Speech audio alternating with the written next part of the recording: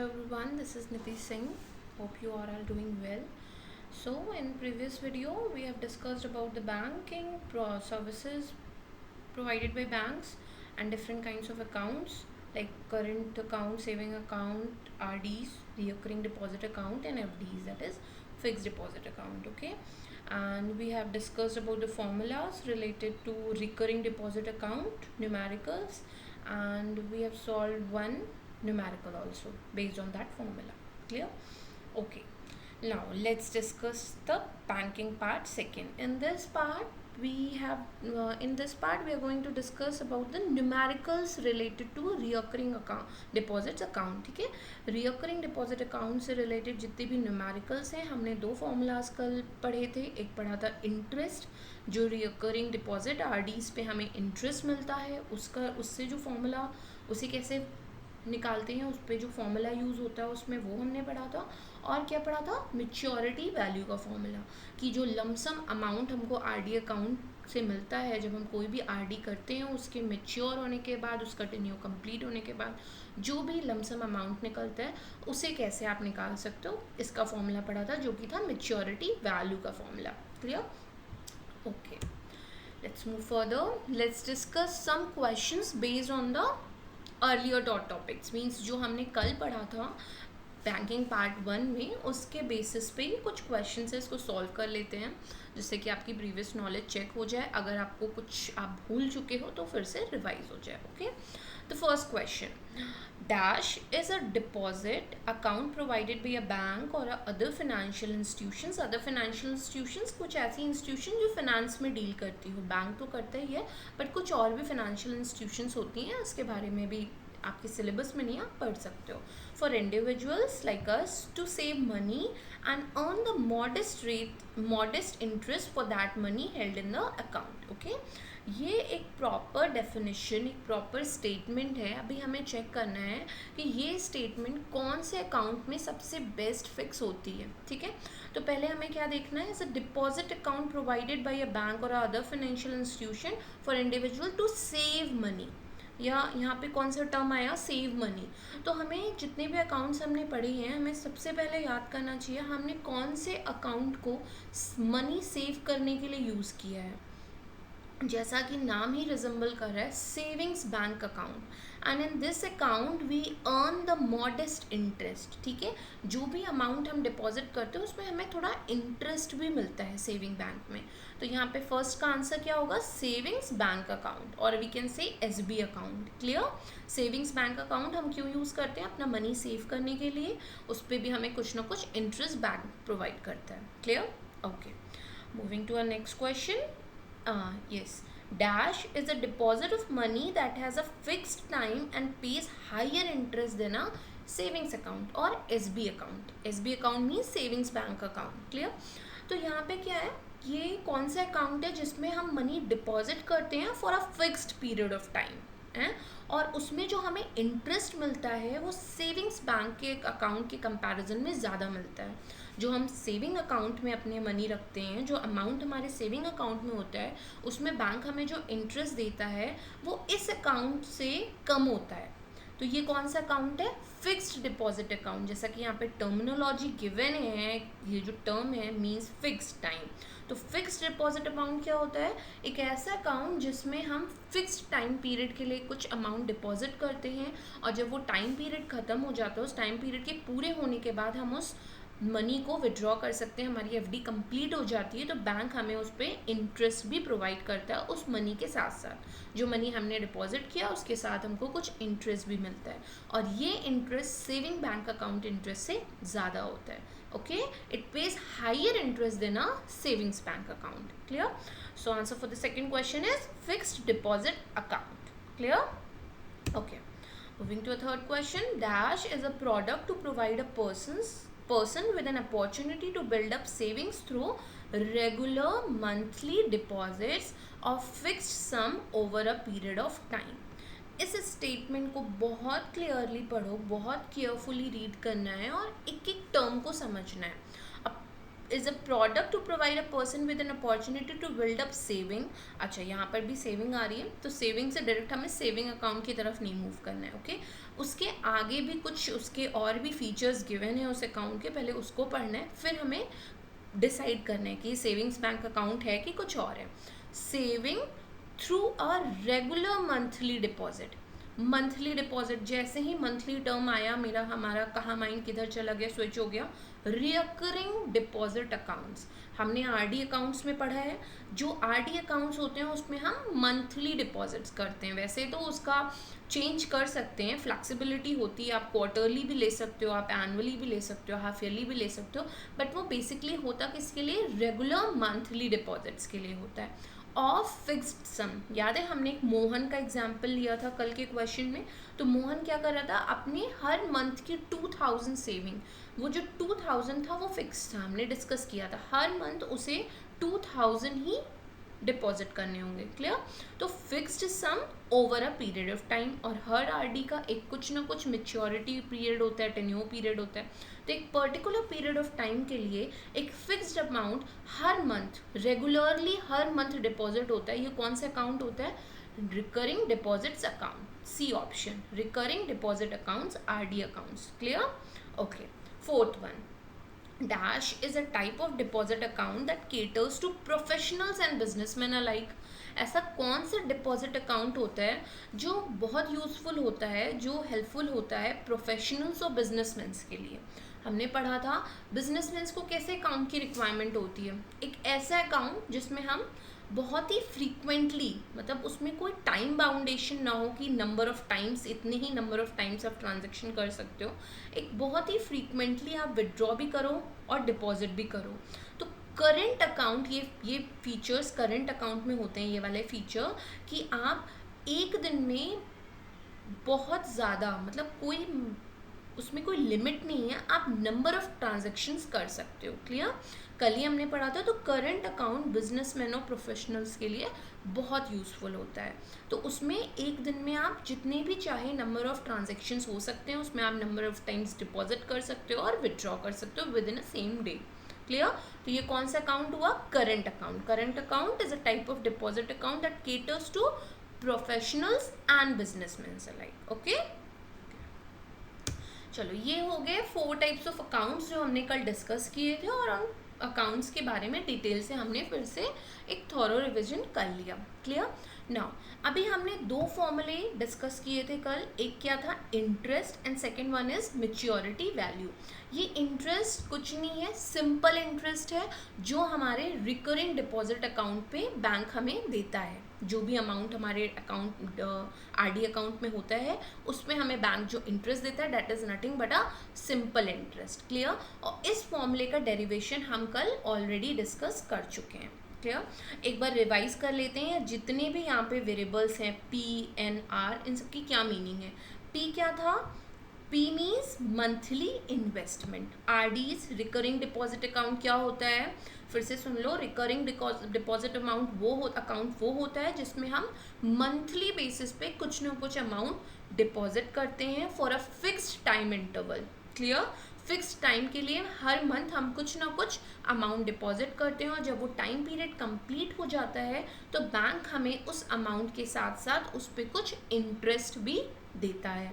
ये हुआ हमारा RD account. Now P means monthly investment. उस आरडी के अकाउंट में हम जो भी मंथली अमाउंट डिपॉजिट कर रहे हैं, हर मंथ में जो अमाउंट हम डिपॉजिट कर रहे हैं, that is our monthly investment, और इसे हम किससे डिनोट करेंगे, कैपिटल पी से। Okay, small N means period of time in months. ये बहुत ध्यान देना है, कल भी हमने डिस्कस किया था। यहाँ पे जो टाइम पीरियड है वो किस में हमें पुट करना है, मंथ्स में।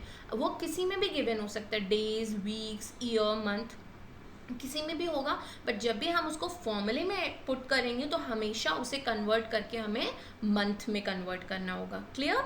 ओके, तो ये पीरियड ऑफ टाइम क्या हो गया, जितने टाइम की वो आरडी है, जो आरडी का टेन्योर पीरियड है वो यहाँ पर एन में आएगा। क्लियर, उस वैल्यू को हम एन में पुट करेंगे after converting it to in month, उसको मंथ में कन्वर्ट करने के बाद.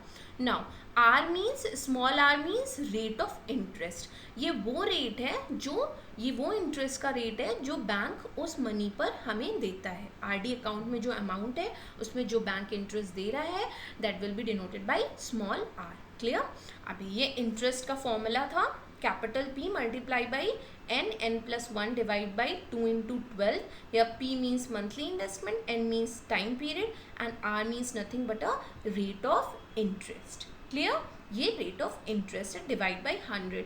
ये भी हमने डिस्कस किया था कि डिवाइड बाई 100 क्यों हो रहा है, because R is always given in percentage. जो भी रेट होता है वो हमेशा किस में गिवन होता है, परसेंटेज में. तो यहाँ पे हमें परसेंटेज नहीं लिखना है, ये हमने डिस्कस किया है और आगे भी इसको बहुत ही ध्यान से करना है. यहाँ पे आर की जो भी वैल्यू 6%, 7%, 10%, हमें बस उस वैल्यू को पुट करना है. परसेंटेज के सिंबल से, साइन से हमें कुछ नहीं लेना, बिकॉज हम फॉर्मूले में ऑलरेडी डिवाइड बाई 100 लिख चुके हैं. क्लियर. उसके बाद आती है हमारी maturity value. Maturity value means lump sum amount. जब आरडी जो भी हम करते हैं उसका जब टेन्योर पीरियड कंप्लीट हो जाता है तो जो अमाउंट हमको मिलता है उसे हम बोलते हैं लमसम अमाउंट और अ मैच्योर्ड वैल्यू. तो वो कैसे निकलेगा, इस फॉर्मूले को भी हमने डिस्कस किया था, P multiply by N plus interest. P multiply by N means the total investment made by you. जो इन्वेस्ट आपने टोटल किया, सपोज आपने P मीन्स क्या, मंथली आपने हर मंथ 1000 रुपीज़ इन्वेस्ट कर रहे हो, आप 1000 रुपीज़ मंथ हर मंथ इन्वेस्ट कर रहे हो फॉर 1 ईयर. तो 1 ईयर में कितने मंथ्स हुए, 12 मंथ्स. तो 1000 इंटू 12 मीन्स 12,000 रुपीज़ आपने इन्वेस्ट किया. तो total investment means P into N that is equals to 12,000. ठीक है. अभी जो उस 12,000 पे इंटरेस्ट मिला, जब हमारे टोटल इन्वेस्टमेंट के साथ उस इंटरेस्ट को ऐड कर दिया जाएगा तो वो टोटल अमाउंट क्या होगा, the matured value, lump sum amount जो बैंक आपको देगा. ठीक है. ये मैच्योर्ड वैल्यू क्या होती है, P multiply by N plus interest. Clear. Okay okay, let's discuss this question. First question for the day. बहुत ध्यान से हर जितना भी न्यूमेरिकल का एक एक सेंटेंस होता है, एक एक स्टेटमेंट को बहुत केयरफुली रीड करना है. और हर स्टेटमेंट में जो भी चीज़ें गिवन हो जो हमारे न्यूमेरिकल में यूज़ हो सकती, मीन्स एनी वैल्यू और P, जो भी फॉर्मूले में हमें क्या कौन कौन से वेरिएबल्स हैं, P है, monthly investment, rate, time period, तो हमें हर स्टेटमेंट में वो वर्ड वो जो वैल्यू है उसको निकाल कर गिवन पोर्शन में लिखते जाना है, जिससे आगे की प्रॉब्लम सॉल्व करने में बहुत ईजी रहेगा. क्लियर. ओके. मनीष ओपन्स अ रिकरिंग डिपॉजिट अकाउंट. बहुत क्लियरली गिवन है कि अकाउंट कौन सा है, recurring deposit with a bank of Rajasthan and deposit 600 per month. क्या गिवन है यहाँ पे, 600. Just a second. ओके. क्या गिवन है यहाँ पे, 600 पर मंथ. ओके. तो ये 600 पर मंथ क्या हुआ, जो मंथली इन्वेस्टमेंट है वो क्या है, 600 रुपीज़. तो ये 600 रुपीज़ क्या हो जाएगा, capital P. Capital P means monthly investment for 20 months. 20 months means क्या हो गया, टाइम पीरियड. कितने टाइम पीरियड के लिए वो इन्वेस्ट कर रहा है, फॉर 20 मंथ्स. यहाँ पर जो भी टाइम पीरियड है वो ऑलरेडी मंथ्स में गिवन है, तो हमें इसे किसी में भी कन्वर्ट करने की ज़रूरत नहीं है. तो ये 20 मंथ्स किसकी वैल्यू हो गई, small n. Small N means the time period. Okay. चलो, दो चीज़ हमें मिल गई, एक मंथली इन्वेस्टमेंट मिल गया, एक टाइम पीरियड मिल गया. Now calculate the maturity value of this account. हमें पूछा क्या गया है, मेच्योरिटी वैल्यू, जिसका फॉर्मूला हमें बहुत अच्छे से पता है. If the bank page interest at a rate of 10% per annum. ठीक है, 10% पर. ये भी बहुत अच्छे से ध्यान रखना है, जो रेट है वो हमेशा एनम में होता है फॉर 1 ईयर. जो भी टाइम पीरियड गिवन है उसी में हो जाएगा, वो ईयरली गिवन होता है जो भी रेट ऑफ इंटरेस्ट है. अगर वो भी किसी और फॉर्म में गिवन हो तो उसे भी आपको कन्वर्ट करना पड़ेगा एनम में. फर्दर क्वेश्चंस में अगर ऐसी कोई प्रॉब्लम आई तो उसको हम भी डिस्कस करेंगे कि इसे हम कैसे कन्वर्ट कर सकते हैं. क्लियर. 10% पर एनम हमारा रेट गिवन है, तो हमें स्मॉल आर मिल गया, स्मॉल एन मिल गया एंड कैपिटल P मिल गया. चलो अभी मैच्योरिटी वैल्यू निकालते हैं, फॉर्मूले हमें पता है, ठीक है। Solution 1, instalment per month that capital P is equals to ₹600 already given है। Number of months means small n given है 20 मंथ्स, और रेट ऑफ इंटरेस्ट जो कि है स्मॉल r वो भी गिवन है 10% पर एनम। ओके, तो मैच्योरिटी वैल्यू का अभी हमने क्या फॉर्मूला पढ़ा है? मैच्योरिटी वैल्यू का हमने फॉर्मूला पढ़ा है P × n प्लस इंटरेस्ट। तो P और n हमें ऑलरेडी क्वेश्चन में गिवन है, जैसा कि हम देख सकते हैं P is 600 and n is 20। But एक और चीज़ है फॉर्मूले में, क्या है? इंटरेस्ट। ये इंटरेस्ट हमें निकालना पड़ेगा बाय यूजिंग दिस फॉर्मूला। ये जो फॉर्मूला हमने पढ़ा है, इस फॉर्मूले के हेल्प से हमें ये इंटरेस्ट निकालना पड़ेगा, तभी हम मैच्योरिटी वैल्यू निकाल पाएंगे। तो मैच्योरिटी वैल्यू के लिए हमें इंटरेस्ट की ज़रूरत है, और इंटरेस्ट हम इस फॉर्मूले की हेल्प से निकालते हैं। ये फॉर्मूला हमने ऑलरेडी पढ़ा है, P × n + 1/2 × 12 × r/100। अभी इसमें हम सिंपली वैल्यू पुट करेंगे। P की जगह हमने पुट किया 600, n यहाँ पे क्या है 20 + 1 multiply divide by 2 × 12 multiply r की वैल्यू हमने क्या पुट की 10/100। अभी हमें इस पूरे रिकरिंग डिपॉजिट अकाउंट के न्यूमेरिकल्स में सबसे ज़्यादा ध्यान देना है आपको कैलकुलेशन मिस्टेक्स बच्चे सबसे ज़्यादा अटेम्प्ट करते हैं। आपको कैलकुलेशन बहुत ही केयरफुली करनी है, ठीक। यहाँ पे हमने वैल्यू पुट कर दी। यहाँ पर ये सबसे पहले तो ये वाला पोर्शन सॉल्व करते हैं। 20 और ये जो ब्रैकेट में है 20 + 1 कितना हो जाएगा 21। तो जब हम 20 को 21 से मल्टीप्लाई करेंगे तो हमें क्या मिलेगा 420। क्लियर? 20 × 21 कम्स 420 एंड डिनोमिनेटर में क्या है 2 × 12। तो 2 × 12 इज इक्वल्स टू 24। यहाँ पे क्या हो गया 24। ओके, और फिर क्या गिवन है 10/100। अभी देखो अभी कैसे कैलकुलेट करना है। इस 00 से इस 00 को आप कैंसिल कर दोगे, और 2 को 2 5 10 हो जाएगा, ठीक है। 2 5 10 हो जाएगा, और यहाँ 12 हो जाएगा। बस बेसिक कैलकुलेशंस करनी है आपको। ये 12 हो गया। अभी 6 2 12, 6 2 इज नथिंग बट 12। अब just a second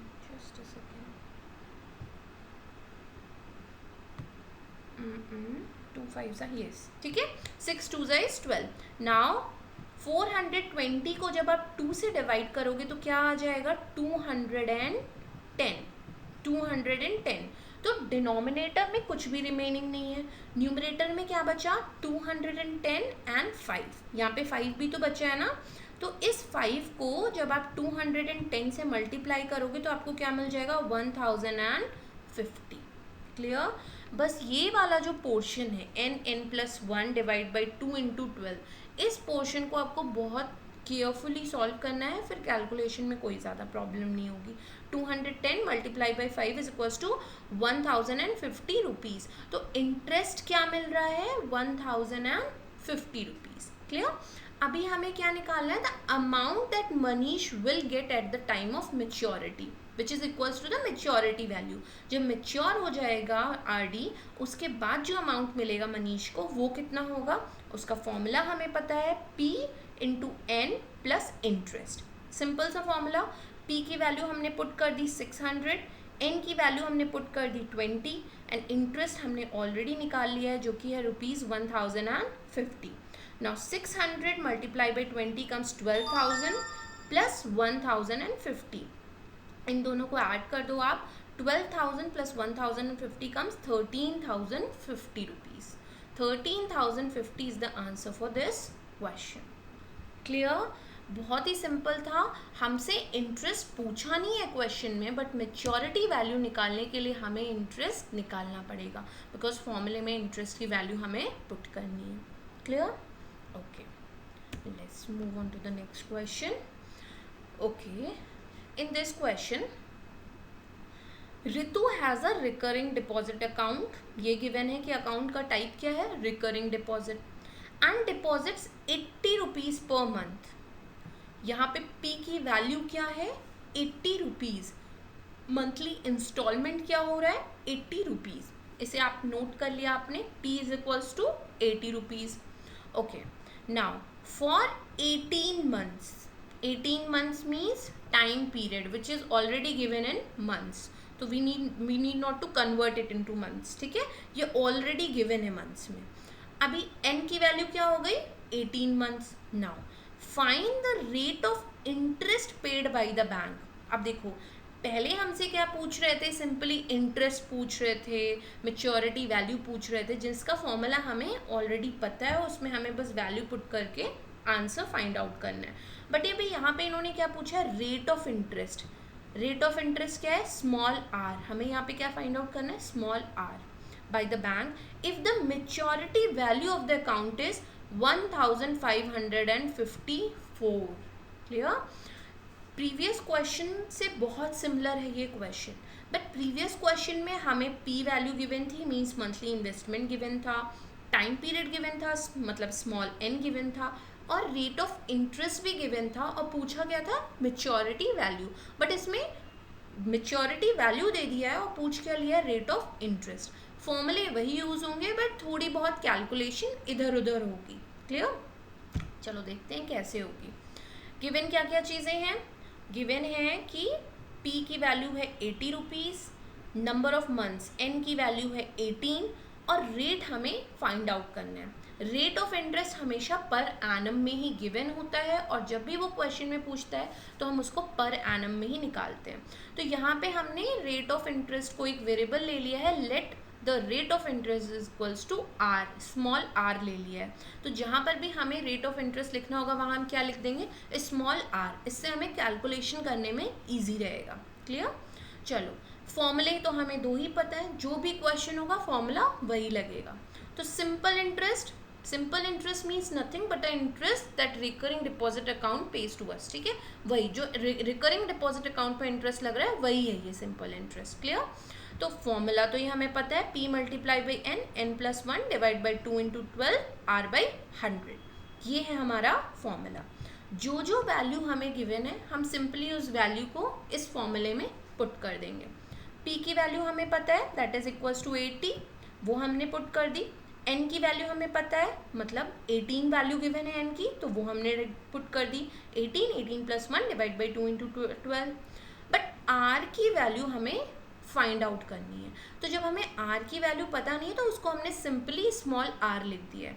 आप कुछ भी उसको सपोज कर सकते हो, A, X, Y, Z, anything. ठीक है, रेट ऑफ इंटरेस्ट का अगर हमने R ले लिया तो वो थोड़ा ईजी होगा, तो हमने स्मॉल r आइडेंटिफाई करने में ईजी होगा, तो हमने स्मॉल r ले लिया। क्लियर, अभी जितना भी पोर्शन सॉल्व हो सकता है उसको हम सॉल्व कर लेते हैं। यहाँ पर 18 प्लस 1 इज इक्वल्स टू 19, और जब आप 18 को 19 से मल्टीप्लाई करोगे तो कितना मिलेगा आपको, 342, और डिनोमिनेटर में क्या आ जाएगा, 2 multiply by 12 is equals to 24। और यहाँ पर तो कुछ r की वैल्यू गिवन ही नहीं है, तो उसको हम एज इट इज लिख देंगे r बाई 100। इतना क्लियर, ओके। अभी हम फर्दर थोड़ा बहुत इसमें कैलकुलेशन करेंगे, जैसे इस वाले ज़ीरो से ये सिंगल ज़ीरो कट हो जाएगा। क्लियर, फिर 8 और 10 जो है वो 2 की टेबल्स में आते हैं, तो 2 4 ज़ा 8, 2 5 ज़ा 10 कर देंगे, और यहाँ पर भी 342 को 24 से डिवाइड करेंगे, तो थोड़ा डेसिमल में वैल्यू आएगी। क्लियर, जो वैल्यू है वो किस में आएगी, डेसिमल में आएगी। तो ये वैल्यू जितना भी यहाँ पे कैलकुलेशन करेंगे वो कैलकुलेशन निकल के कितनी आएगी, 11.4 आएगी। प्लस r तो ऑलरेडी है ही यहाँ पर, तो हम r को उसमें मल्टीप्लाई कर देंगे, तो टोटल वैल्यू इस पोर्शन की कितनी आएगी, 11.4 इंटू आर। क्लियर, जब भी हमें कोई चीज़ सॉल्व करनी है और उसकी वैल्यू हमें नहीं पता है तो उसको हम एक वेरिएबल की फॉर्म में ले लेंगे। वो वेरिएबल कुछ भी हो सकता है, आप a से z के बीच में कुछ भी ले लो। यहाँ पे हमने स्मॉल r ले लिया है, तो इस स्मॉल r से कंफ्यूज नहीं होना है, तो हमने यहाँ पे 11.4 इंटू आर ले लिया है। तो ये जो वैल्यू है 11.4 इंटू आर, ये हमारा इंटरेस्ट है जो हमें इस अकाउंट से मिल रहा है। क्लियर, अभी हमें फाइंड आउट क्या करना है, आर ही फाइंड आउट करना है, बट हमें अभी क्वेश्चन में एक और चीज़ गिवन है, वो क्या है, maturity value. Clear, maturity value is 11,554 is already given. अभी हमको एक और चीज़ पता है, क्या पता है? मेच्योरिटी वैल्यू का फॉर्मूला पता है, ठीक है। तो पहले हम मेच्योरिटी वैल्यू के फॉर्मूले में जो भी इंफॉर्मेशन गिवन है उसको पुट कर देते हैं। तो मेच्योरिटी वैल्यू का फॉर्मूला क्या होता है? P जो कि यहाँ पर है 80 मल्टीप्लाई बाई N जो कि यहाँ पर है 18। तो 80 मल्टीप्लाई बाई 18 कर देंगे, प्लस एक और चीज़ होती है मेच्योरिटी वैल्यू के फॉर्मूले में, इंटरेस्ट। ये लाइन आपको बहुत केयरफुली समझनी है, बहुत ध्यान से समझना है ये वाला। मेच्योरिटी वैल्यू का फॉर्मूला होता है P multiply by N means 80 into 18 plus interest भी ऐड करते हैं। तो यहाँ पर हमें इंटरेस्ट की पूरी एक्चुअल वैल्यू तो नहीं पता है, बट हमने सॉल्व करके इतना पोर्शन तो निकाल लिया है। वो क्या निकला है? 11.4 R। 11.4 मल्टीप्लाई बाई R, ये है हमारा इंटरेस्ट। तो ये तो हमने फॉर्मूले के हेल्प से निकाला, और ये जो गिवन है क्वेश्चन में वो एक्चुअल मेच्योरिटी वैल्यू गिवन है। तो जो फॉर्मूले से निकालेंगे और जो गिवन है वो दोनों इक्वली होगी, ठीक है। फॉर्मूले से भी वही वैल्यू निकल के आएगी। तो यहाँ पर हमने ये जो हमने फॉर्मूले में वैल्यूज पुट की है उसको किसके इक्वल लिख दिया? जो एक्चुअल मेच्योरिटी वैल्यू की मेच्योरिटी वैल्यू हमें न्यूमेरिकल प्रॉब्लम में गिवन है। समझ में आ रहा है? पहले जितनी भी चीज़ें गिवन है उसको हमने फॉर्मूले में पुट किया, और फिर जो एक्चुअल MV की वैल्यू हमें न्यूमेरिकल में दे रखी है उसके बराबर उसको इक्वेट कर दिया है, उसके बराबर पुट कर दिया। तो लेफ्ट हैंड साइड में हमने फॉर्मूला रख दिया और राइट हैंड साइड में उसकी वैल्यू रख दी। क्लियर? अभी सिंपल सी कैलकुलेशन करनी है, लेफ्ट हैंड साइड की चीज़ें राइट हैंड साइड में मूव करनी है। मल्टीप्लाई में है तो उसको डिविजन में ले जाना है, प्लस में है एडिशन में है तो उसको सब्ट्रैक्शन में कन्वर्ट करना है, जो बेसिक मैथ्स कैलकुलेशन होती है। तो यहाँ पे हमने सिंपली क्या किया, 80 को जब आप 18 से मल्टीप्लाई करोगे तो क्या मिलेगा? 1440। 80 को जब आप 18 से मल्टीप्लाई करोगे तो मिलेगा 1440। और जब इस पोर्शन को आप राइट हैंड साइड में शिफ्ट करोगे तो इसकी साइन चेंज हो जाएगी। अभी ये प्लस में है तो इधर जाके ये माइनस में हो जाएगी। Basic maths. तो लेफ्ट हैंड साइड में क्या बचेगा? 11.4 R, और राइट हैंड साइड में ये पोर्शन आ जाएगा। तो जब 1554 मीन्स 1554 में से 1440 सब्ट्रैक्ट करोगे तो क्या रिमेनिंग रह जाएगा? 114। इसको सब्ट्रैक्ट करने के बाद हमें मिलेगा 114। नाउ हमें तो R की वैल्यू ही फाउंड करनी है, रेट ऑफ इंटरेस्ट फाउंड करना है। तो R से मल्टीप्लाई में क्या है? 11.4। तो जब भी कोई चीज़ मल्टीप्लाई में होती है लेफ्ट हैंड साइड, तो राइट हैंड साइड वो जब उसको राइट हैंड साइड शिफ्ट करते हैं तो वो डिनोमिनेटर में चली जाती है, मींस डिवाइड में चली जाती है, डिवीजन में चली जाती है। तो यहाँ पर ये मल्टीप्लिकेशन में है तो राइट हैंड साइड शिफ्ट करने पे ये डिनोमिनेटर में आ गई, ये डिवीजन में आ गई। तो इधर था 114 डिवाइडेड बाई 11.4, ठीक है। तो जब इन दोनों का डिवीजन करेंगे तो वैल्यू क्या आएगी? 10। क्लियर? इस डेसिमल को इतना तो आपको पता ही होगा, इस डेसिमल को जब आप हटाते हो तो न्यूमेरेटर में 0 आ जाता है, ठीक है। डिनोमिनेटर से जब भी आप डेसिमल हटाओगे तो आपको न्यूमरेटर में 0 पुट करना होता है। तो 114 में से 114 1 टाइम्स डिडक्ट हो जाएगा और आपको वैल्यू क्या मिल जाएगी? 10। 10% is the rate of interest. Clear? ये थोड़ा डिफरेंट था। अभी जितने भी क्वेश्चन हमने पहले कल भी सॉल्व किए थे और आज भी जो फर्स्ट क्वेश्चन सॉल्व किया उसमें सिंपली जितनी भी वैल्यूज़ फॉर्मूले में नीडेड होती हैं हम उसको पुट करते हैं और फिर मेच्योरिटी वैल्यू या इंटरेस्ट डायरेक्टली पूछा होता है हम सॉल्व कर लेते हैं। बट यहाँ पे हमसे थोड़ा डिफरेंट पूछा, थोड़ा ट्विस्ट किया क्वेश्चन में, और क्या पूछा है? रेट ऑफ इंटरेस्ट, जिसको सॉल्व करना बहुत ही ईजी था। फॉर्मूला सेम वही यूज़ होगा बट थोड़ी बहुत कैलकुलेशन डिफरेंट हो जाएगी, जैसे कि यहाँ पर। क्लियर? ओके, चलो नेक्स्ट क्वेश्चन डिस्कस करते हैं। जो थोड़ी बहुत प्रॉब्लम्स हैं इशू रिजॉल्व हो जाएंगे नेक्स्ट क्वेश्चन में। ओके, जैसे कि बहुत एक चीज़ है, जैसे फॉर्मूले में आपको टोटल कितनी वेरिएबल्स हैं, कितने टर्म्स हैं जो एक रिकरिंग डिपॉजिट में यूज़ हो रहे हैं। एक तो यूज़ हो रहा है जो मेच्योरिटी वैल्यू से मिल रही है, एक इंटरेस्ट, जो कि दो फॉर्मूले हमने निकाल रखे हैं, ठीक है। इंटरेस्ट जो से मिल रहा है, इंटरेस्ट की जो वैल्यू मिल रही है वो डिफरेंट थिंग है, और जो रेट ऑफ इंटरेस्ट बैंक दे रहा है वो दूसरा है। समझ रहे हो ना? रेट ऑफ इंटरेस्ट हमेशा परसेंटेज में गिवन होता है, जो बैंक रेट ऑफ इंटरेस्ट लगाता है। एक होता है इंटरेस्ट की वैल्यू। तो 3 चीज़ हुई ना, 3 things are there, rate of interest, interest, maturity value. Now फॉर्मूले में हम क्या यूज़ करते हैं? मंथली इंस्टॉलमेंट, पी की वैल्यू जो मंथली वो दे रहा है, जो भी एक पर्सन, एक इंडिविजुअल जो मंथली डिपॉजिट करे। और 5th one is the time period, जिस टाइम पीरियड के लिए वो पर्सन डिपॉजिट कर रहे हैं। तो 5 थिंग्स आर देयर। तो जब भी कोई भी क्वेश्चन होगा वो इन 5 चीज़ों के ऊपर ही होगा। कोई 4 चीज़ दी होगी या समझ लो 3 चीज़ दी होगी और आपसे चौथी चीज़ पूछ लेगा। क्लियर? तो सिर्फ और सिर्फ इन 5 चीज़ों को निकालना आना चाहिए। रिकरिंग डिपॉजिट अकाउंट का कोई भी क्वेश्चन ऐसा नहीं होगा जो आप सॉल्व ना कर सको। Monthly installment, time period, rate of interest, interest and maturity value. Clear? चलो थर्ड क्वेश्चन में भी देखो, इनमें से ही कोई एक चीज़ पूछी जाएगी। The maturity value of the RD account is 16,176। Maturity value दे दी गई, एक चीज़ तो मिल गई। If the monthly instalment is 400, second चीज़ भी हमें मिल गई। Monthly instalment means capital P. और क्या गिवन है? The rate of interest is 8%। यहाँ पे स्मॉल आर गिवन है, प्रीवियस क्वेश्चन में हमें फाइंड आउट करना था। ठीक है, तो यहाँ पे स्मॉल आर की वैल्यू क्या दी है? 8%। पर एनम लिखा हो चाहे नहीं लिखा हो, आपको अज्यूम करने ही वो पर एनम ही होता है। 3 चीज़ें गिवन है। फोर्थ जो वो 5 चीज़ें बताई थी ना, तो 4th वन हमसे पूछ ली गई है। Find the time period of this RD account. अच्छा, जब भी आपसे टाइम पीरियड पूछा जाएगा तो जब आप उसको सॉल्व करोगे, मे बी बाय डिफ़ॉल्ट वो मंथ में ही निकल आए, बट वो ऐसा निकलता नहीं, वो ईयर में ही निकलेगा। उसको आपको कन्वर्ट मंथ में करना होगा। आपका करेक्ट आंसर मंथ्स में ही माना जाएगा, क्योंकि जब हम फॉर्मूले में पुट करते हैं तो वो मंथ में ही वैल्यू आती है, मंथ में ही वैल्यू हम पुट करते हैं। तो जब भी हमसे टाइम पीरियड पूछेगा हम उसको हमेशा मंथ्स में ही कन्वर्ट करके लिखेंगे, वही हमारा करेक्ट आंसर होगा। ठीक है, तो चलो अभी जो जो चीज़ें गिवन है, जैसे कि maturity value, p, monthly installment और रेट ऑफ इंटरेस्ट, इन तीनों चीज़ों को हम नोट कर लेते हैं। गिवन क्या है? Capital P is 400।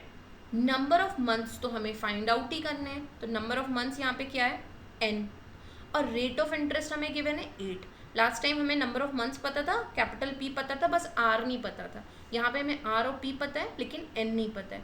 तो जैसे हमने लास्ट क्वेश्चन किया है एज इट इज़ यहाँ पर भी हमें वो क्वेश्चन करना है, बस यहाँ पे हमें आर की जगह एन की वैल्यू फाइंड आउट करनी है।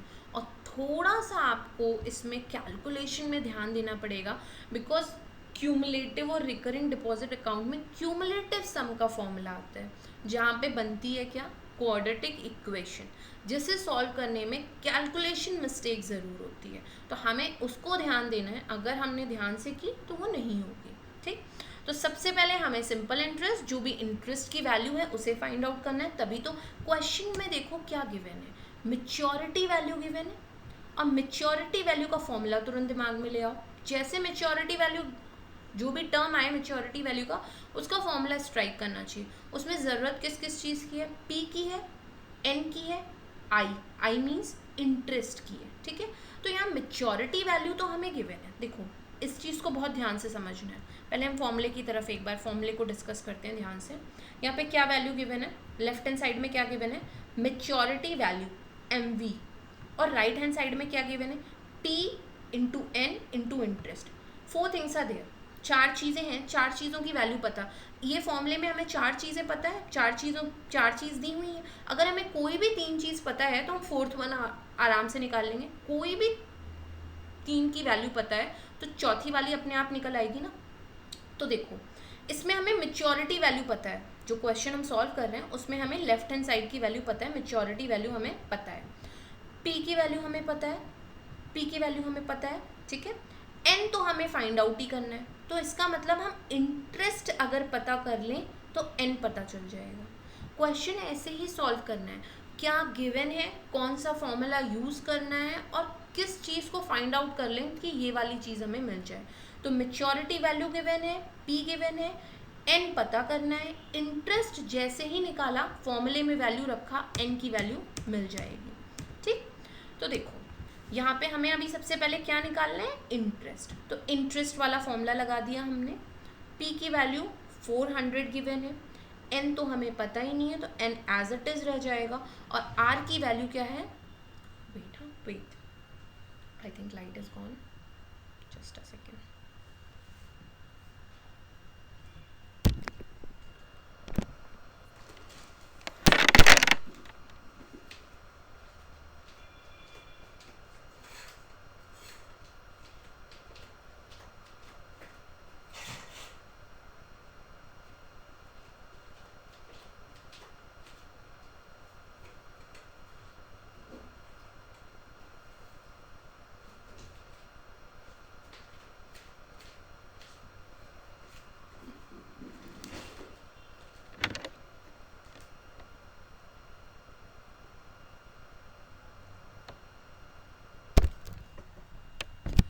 Okay, hope I am visible to you guys.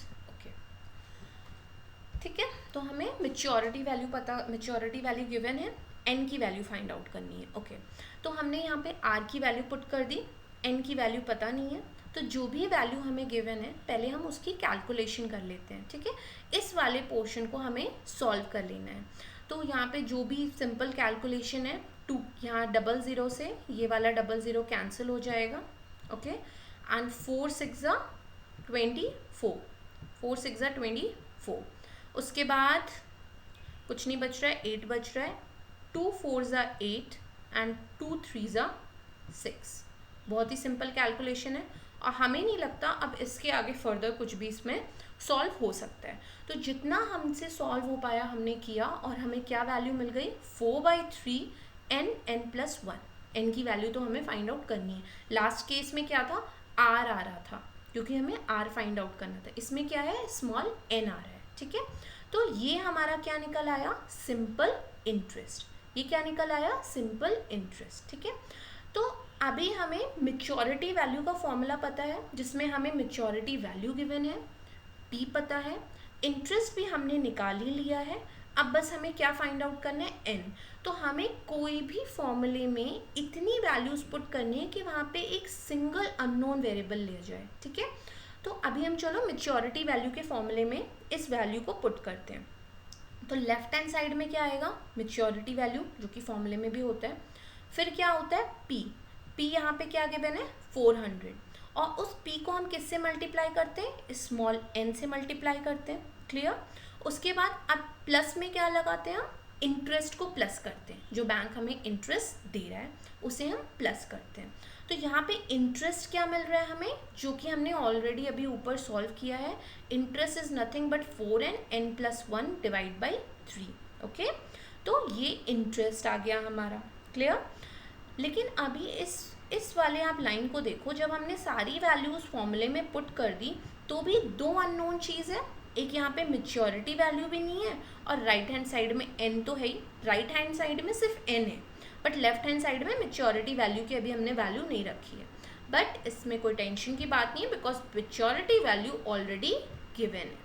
Maturity value problem में गिवन है, तो हम क्या करेंगे, इस मेच्योरिटी वैल्यू की जगह ये वैल्यू पुट कर देंगे, 16,176। इतना क्लियर। ओके, तो अभी आप देख सकते हो इस पूरी इक्वेशन में, ये जो हमने इक्वेशन फॉर्म कर ली है, फॉर्मूले में सारी वैल्यूज पुट कर दी है, तो अननोन वेरिएबल यहाँ पे क्या बच रहा है, सिर्फ एक n बच रहा है। तो जब भी left hand side and right hand side में सिर्फ और सिर्फ एक सिंगल अननोन वेरिएबल बचे, तो सिंपल कैलकुलेशन से वो सॉल्व हो जाएगा और हमें उसकी वैल्यू मिल जाएगी। तो कोई भी क्वेश्चन में फॉर्मूले में वैल्यूज पुट करके हमें एक सिंगल वेरिएबल अननोन वेरिएबल तक पहुंचना होता है। यहाँ पे हम इतना स्टेप तो हमसे आराम से हो गया है। अब नेक्स्ट क्या करते हैं, कैलकुलेशन करते हैं। अगर कैलकुलेशन भी अच्छे से हो गई तो फॉर्म अच्छे से आंसर, मतलब बहुत ईजिली आंसर निकल आएगा। ओके, देख के बिल्कुल भी टेंशन नहीं लेना है। देखो ये बहुत ईजिली सॉल्व होगा। क्या करना है इसमें, यहाँ पे तो 4n+1 डिवाइड बाई 3 ऑलरेडी है। यहाँ पे न्यूमरेटर भी है, डिनोमिनेटर भी है। बस इस वाले में न्यूमरेटर है, डिनोमिनेटर नहीं है।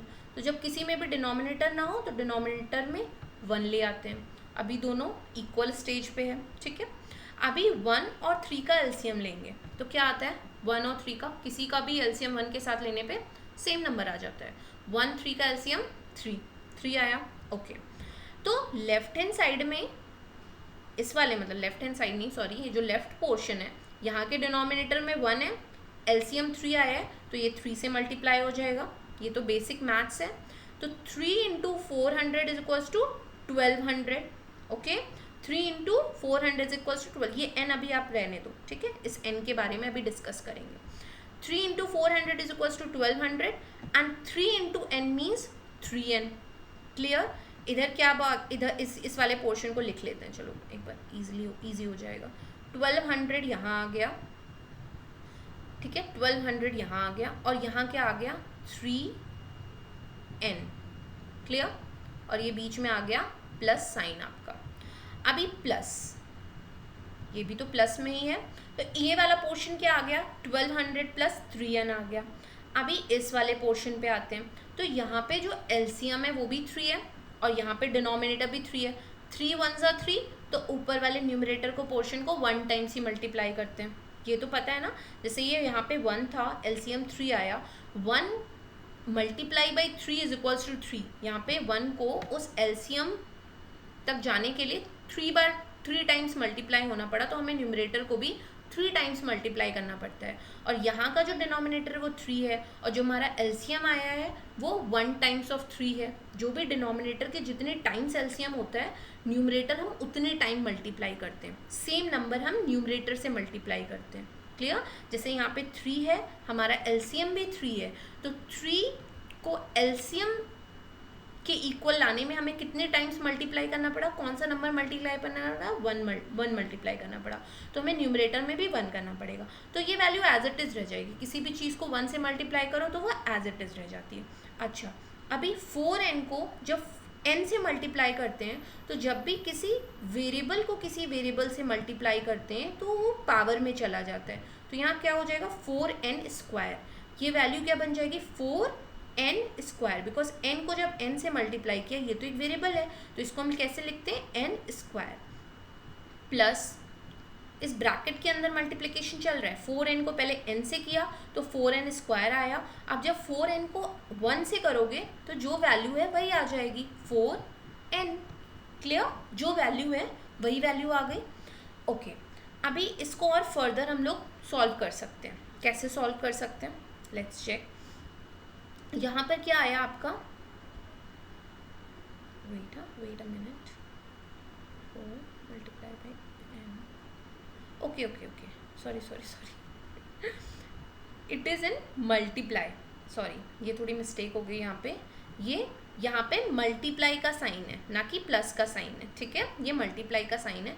तो ये क्या हो जाएगा 400n आ जाएगा, और जब आप 3 को इससे मल्टीप्लाई करोगे तो ये 1200n हो जाएगा, जो कि यहाँ पे ऑलरेडी गिवन है 1200n।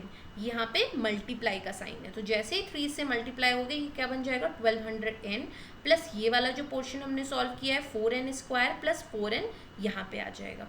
अच्छा, जब भी किसी वेरिएबल को आप सॉल्व करते हो, वेरिएबल वाली कोई भी इक्वेशन सॉल्व करते हो, कोई भी पोर्शन, तो जो सेम वेरिएबल वाले नंबर्स होते हैं वो ऐड हो जाते हैं। जैसे कि यहाँ पर n है और n है, ये सेम वेरिएबल हुआ, तो इसके आगे के जो नंबर्स हैं वो ऐड हो जाएंगे। तो 1200 को जब आप 4 से ऐड करोगे तो क्या हो जाएगा 1204n, और ये 4n स्क्वायर है। अगर n स्क्वायर के साथ वाला भी कुछ पोर्शन गिवन होता तो हम उसको भी आपस में ऐड कर देते, बट यहाँ पे ऐसा कुछ भी नहीं है। तो ये क्या हुआ 4n स्क्वायर प्लस 1204n और इज इक्वल्स टू जो भी वैल्यू यहाँ पे गिवन है। क्लियर? चलो इतना क्लियर। अब यहाँ से इस वाले स्टेप में कैसे गए हैं इसको डिस्कस करते हैं। ओके, देखो इन सारे क्वेश्चंस जितने भी ये वैल्यूज़ हैं 4n स्क्वायर 1204 एंड 48,528, क्लियर? इसमें कॉमन क्या है, यहाँ पे 4 है, 4 से ये वाला पोर्शन भी डिडक्ट हो जाएगा। ये वाले इस वाले पोर्शन में से भी अगर हम 4 कॉमन ले लें, 4 3 ज़ा 12, 0 4 1 ज़ा 4, तो 301 आएगा और ये पोर्शन हट जाएगा। ठीक है, जितने भी नंबर्स गिवन हैं, जितने भी टर्म्स हैं, हर टर्म्स में से अगर हमने 4 कॉमन कर लिया तो क्या बचा, इस वाले पोर्शन से हमने, देखिए एक सेकेंड आप यहाँ पे लिखते हैं, हमने 4 कॉमन लिया, ब्रैकेट में क्या आया, ब्रैकेट में बचा n स्क्वायर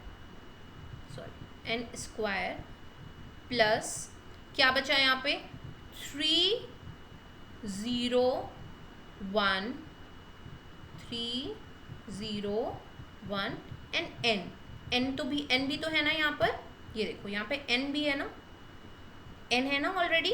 अगर 1204 को 4 से डिवाइड करोगे तो आपका क्या होगा 301 रिमेनिंग रह जाएगा। ओके अभी लेफ्ट हैंड साइड के भी पोर्शन को, अच्छा अभी रखो लेफ्ट हैंड साइड अभी लेते हैं।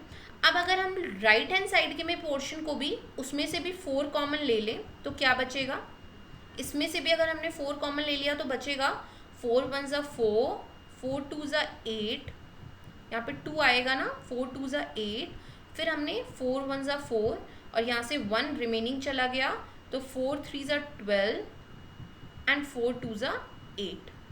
तो जब हमने यहाँ से 4 रिमेनिंग ले लिया तो क्या बचा 1 2 1 3 2।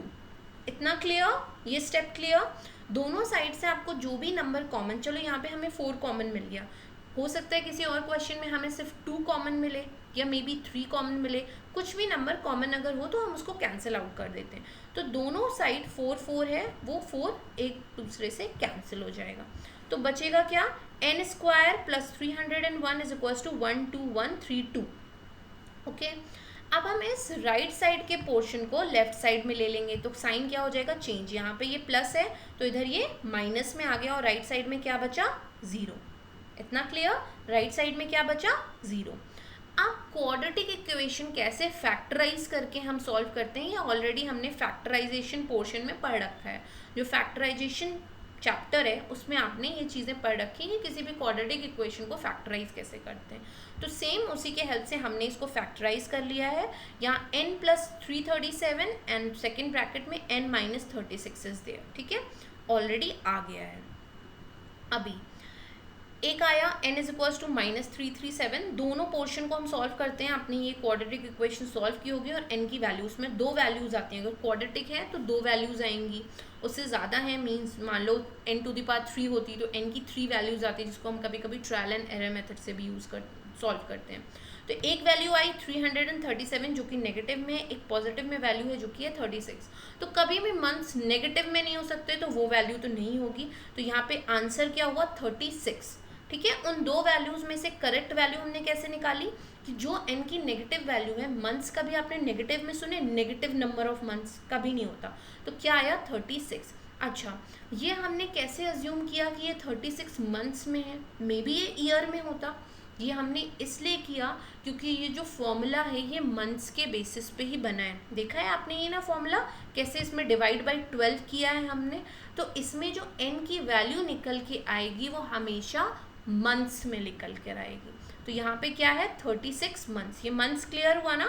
हमेशा वैल्यू जो होगी वो जब भी हम फॉर्मूले से सॉल्व करके निकालेंगे n की वैल्यू, वो हमेशा मुझे मंथ्स में ही मिलेगी।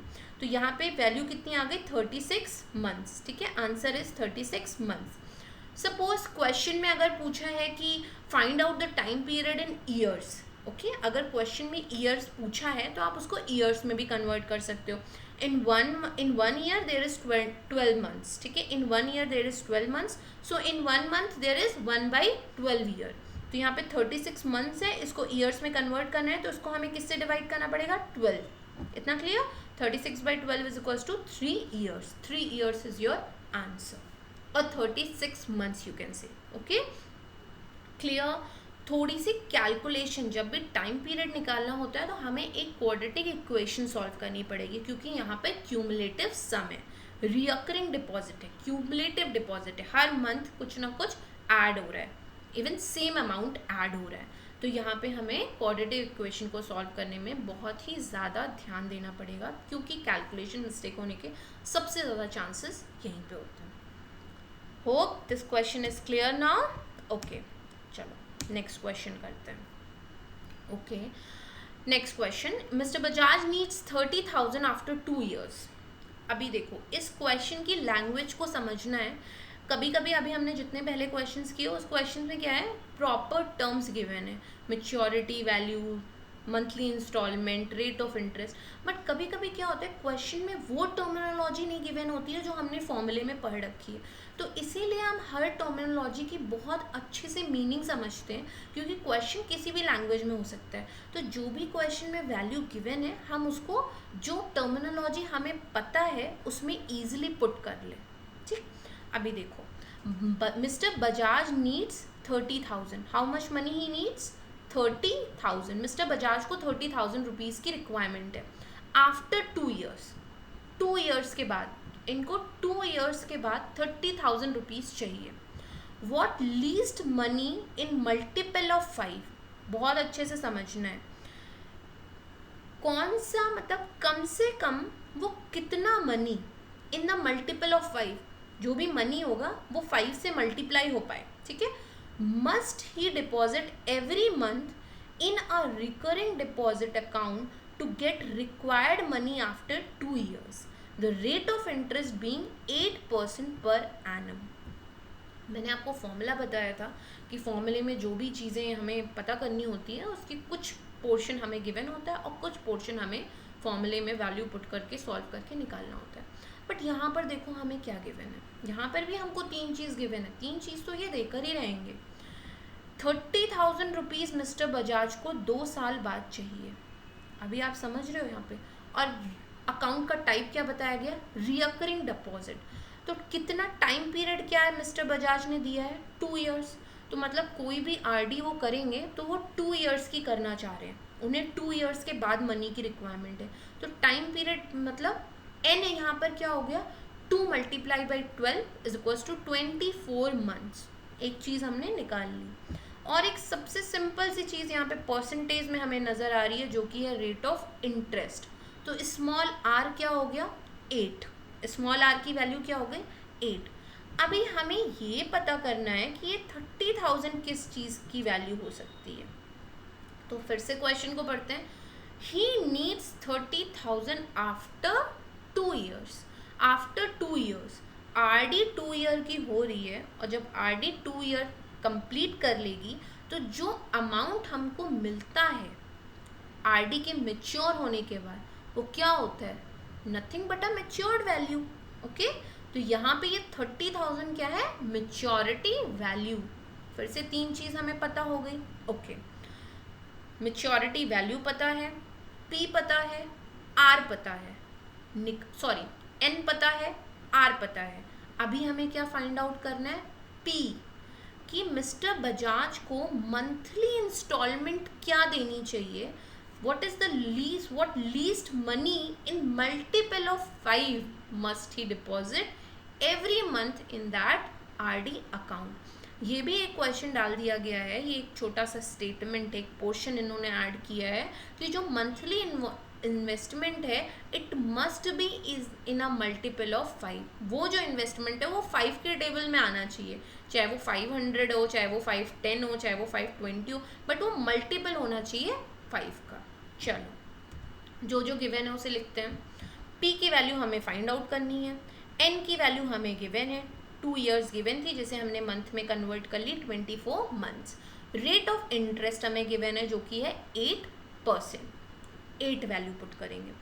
फॉर्मूले वही यूज़ होने हैं, बस जो फाइंड आउट करना है वो चेंज हो रहा है। अभी हमने आर फाइंड आउट किया था, फिर हमने एन किया, अब हमें पी की वैल्यू निकालनी है।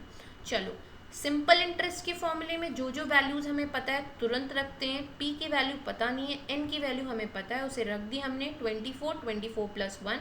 आर की वैल्यू पुट कर दी जो कि है 8। सिंपल सी कैलकुलेशन है, 24 × 25। 24 + 1 = 25, तो 24 × 25 कम्स 600। ठीक है, और डिवीजन में क्या आ रहा है? 24। उसके बाद यहाँ पर क्या आ जा रहा है? 8/100। उसको हम बहुत ही आराम से यहाँ पे रख देंगे। अच्छा, इस वाले जो भी ये वाली जो लाइन है इसको आप और इजीली कैलकुलेट कर सकते हो। यहाँ पे आपने सिंपली लिखा P मल्टीप्लाई 24, P मल्टीप्लाई 24, और ये ब्रैकेट वाला पोर्शन क्या बन रहा है? 25 बन रहा है। ये ब्रैकेट वाला पोर्शन क्या बन रहा है? 25। और डिनोमिनेटर में क्या है? 2 × 24। ब्रैकेट में क्या है? 2 × 12, तो क्या निकल के आ जाएगा वो 24। तो इसको 24 को 25 से मल्टीप्लाई, मतलब हमेशा आप क्या करो, कैलकुलेशन में प्रॉब्लम ना हो, कोई गलती ना हो जाए, कैलकुलेशन मिस्टेक ना कर लो आप, तो हमेशा वैल्यूज़ को मल्टीप्लाई करके उसको बड़ा बनाने के बजाय हमेशा कोशिश किया करो कहाँ डिवाइड कर सको। जितना ज़्यादा डिवीजन के स्टेप्स रखोगे उतनी ज़्यादा वैल्यू कम होगी। तो यहाँ पे हमने 24 को 25 से मल्टीप्लाई किया, 600 बना, थोड़ी प्रॉब्लम आई, तो हम यहाँ पे क्या कर सकते हैं, डायरेक्ट 24 को 24 से कैंसिल कर सकते हैं। और यहाँ पे रिमेनिंग पोर्शन क्या बच रहा है, 8/100, उसको भी लिख दो यहाँ पे 8/100, ठीक है, ये लिख दिया हमने। अभी जैसे 5 की जो टेबल होती है, 5 के मल्टीपल्स की टेबल, वो हमें बहुत आराम से याद होती है, बहुत ईजिली याद होती है। 24 से 24 कैंसिल हुआ, उसके 25 4 ज़ा 100, मोस्टली लोगों को पता है 25 को 4 टाइम्स मल्टीप्लाई करो तो क्या हो जाता है 100। तो इस 25 से ये 100 कितने टाइम्स कैंसिल हो गया, 4। 4 2 ज़ा 8 सबको पता होता है, ये तो सबसे सिंपल हो गया। तो यहाँ पे 4 2 ज़ा 8, तो कितना बचा, 2 मल्टीप्लाई बाई पी मतलब 2p। सिंपल इंटरेस्ट कितना निकल आया, 2p। हो गई ना कैलकुलेशन इजी। तो कभी भी मल्टीप्लाई करके नंबर्स को बड़ा नहीं बनाना है, हमेशा हमें उसको डिवाइड करके नंबर्स को छोटी वैल्यू में लेकर आना है। तो यहाँ पे इंटरेस्ट की वैल्यू हमने फाइंड आउट कर ली 2p। अभी हमें गिवन क्या है, मेच्योरिटी वैल्यू गिवन है, तुरंत मेच्योरिटी वैल्यू के फॉर्मूले में हमें ये वैल्यू पुट करनी है। Maturity value is equals to p into n. p find out करना है, n की वैल्यू 24 हमने निकाल ली है इन मंथ्स, प्लस इंटरेस्ट हमने क्या निकाला 2p। अभी यहाँ पे 24p प्लस 2p, दोनों को हमने बोला था ना अगर वेरिएबल सेम है तो हम वैल्यूज ऐड कर सकते हैं। यहाँ पर भी p है, यहाँ पर भी p है, तो 24 को 2 से ऐड कर दोगे तो क्या हो जाएगा 26p। अच्छा, ये जो मैं कह रही हूँ वेरिएबल अगर सेम है तो हम उसको ऐड कर सकते हैं, कैसे ऐड कर सकते हैं, जैसे मान लो आपका ये पोर्शन है, ये पोर्शन है, इन दोनों में कॉमन क्या दिख रहा है, p कॉमन दिख रहा है ना। तो अगर आपने p को कॉमन ले लिया और ब्रैकेट कर दिया, ठीक है, ऐसे ही तो कॉमन लेते हैं ना किसी भी वैल्यू को, तो इस वाले पोर्शन में क्या बचा 24 प्लस इस वाले पोर्शन में क्या बच रहा है, इधर 2 बच रहा है ना, क्योंकि हमने p तो बाहर निकाल लिया है। यही चीज़ मैं कह रही हूँ, अभी 24 को 2 से ऐड कर दोगे 26 हो जाएगा, फिर p से मल्टीप्लाई हो जाएगा, तो यहाँ पर आ गया 26p। तो उसको हम लोग सिंपली क्या करते हैं, जो भी वैल्यू, जो मतलब जितने भी पोर्शन है उसमें अगर एक सिंगल चीज़ कॉमन है, ठीक है, तो उसको कॉमन लेंगे और जितने भी नंबर्स हैं उसको ऐड कर देंगे। तो यहाँ पे हो गया 26p, हमारी मेच्योरिटी वैल्यू आ गई।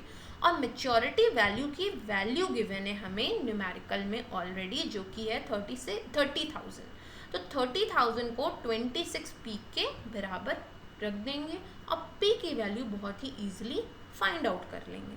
देखो यहाँ की p 26p is equals to 30,000 कर दिया, अभी 26p के साथ मल्टीप्लाई में है, राइट हैंड साइड में जाके वो डिवाइड में हो जाएगा, बेसिक मैथ्स। 30,000 divided by 26। अच्छा, जब हम इसको डिवाइड करेंगे तो हमें वैल्यू किस में मिल रही है, डेसिमल में, 1153.84 वैल्यू क्या मिली, डेसिमल में।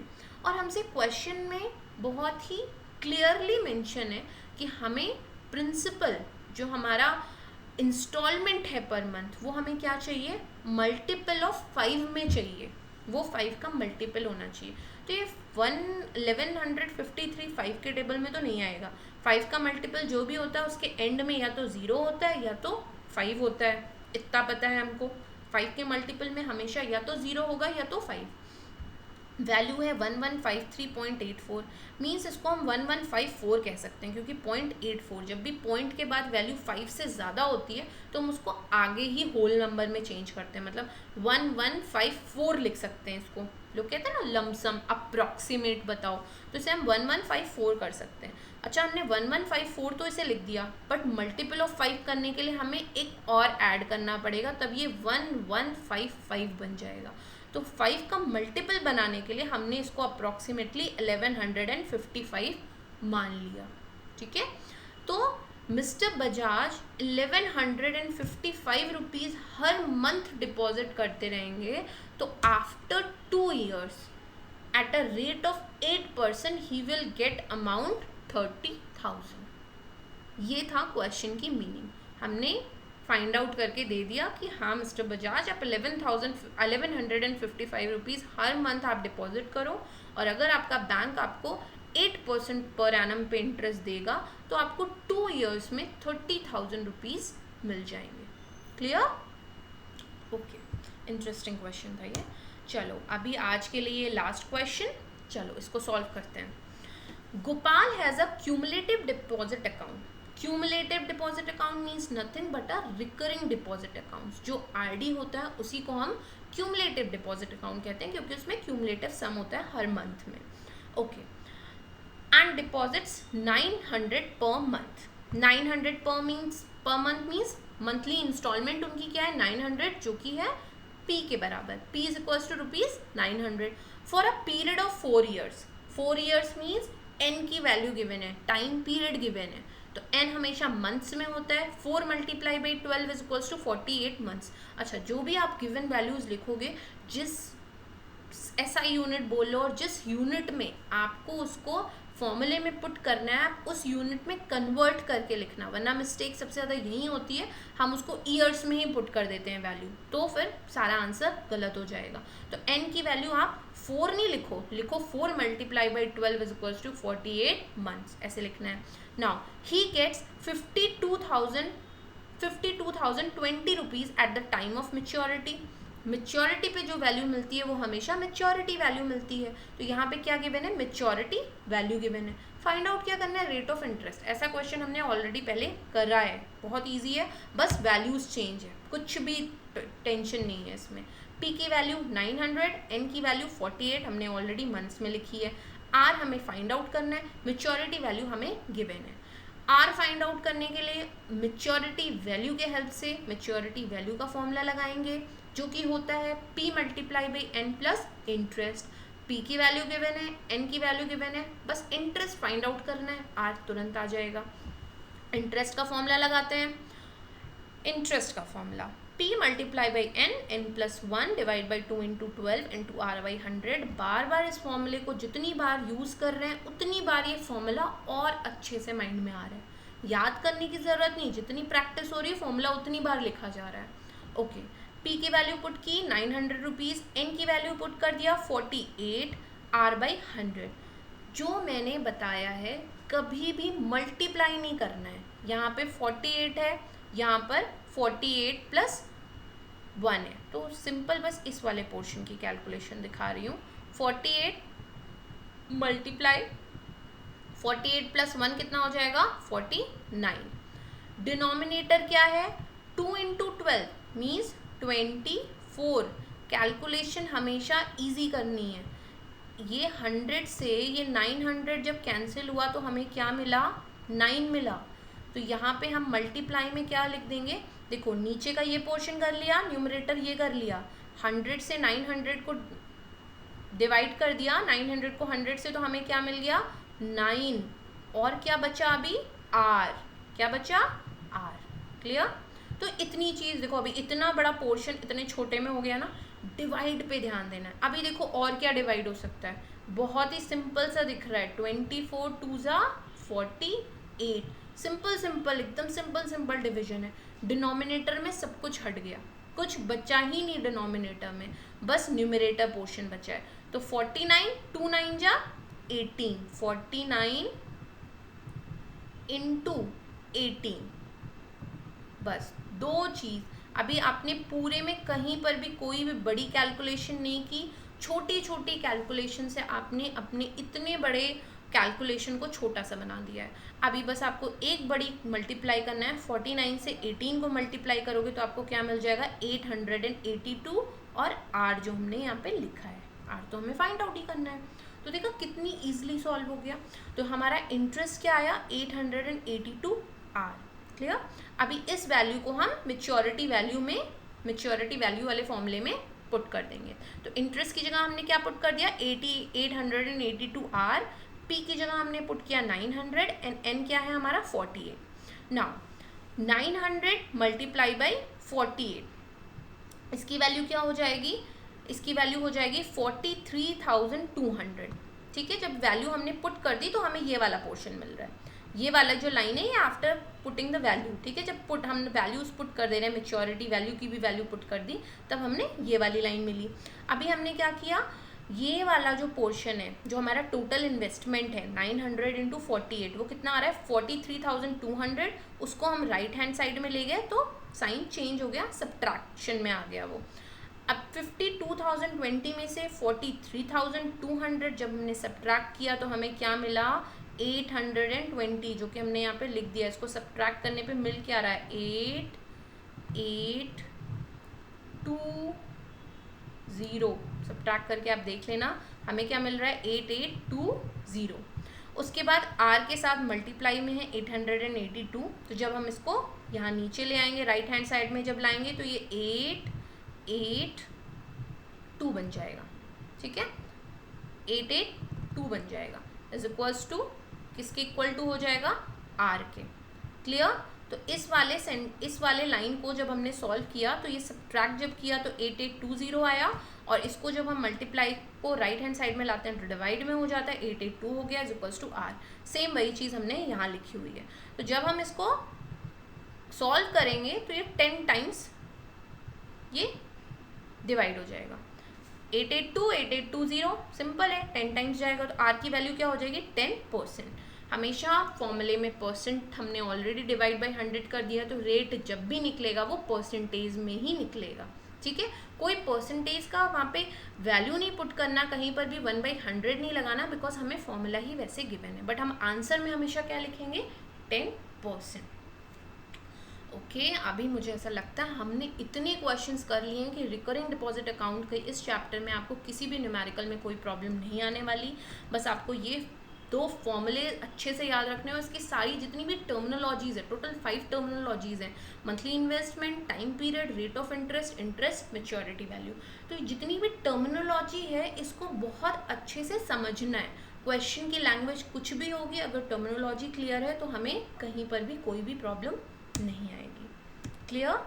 चलो, इसमें क्विज और असाइनमेंट आपको मिल जाएगा, उसे अच्छे से करना। मुझे नहीं लगता उसमें आपको कोई भी दिक्कत आने वाली है, सब चीज़ बहुत अच्छे से डिस्कस हो चुका है, बहुत अच्छे से हो जाएगी। फिर भी कोई भी प्रॉब्लम हो तो आप पूछ लेना। ओके, चलो, thank you for the day.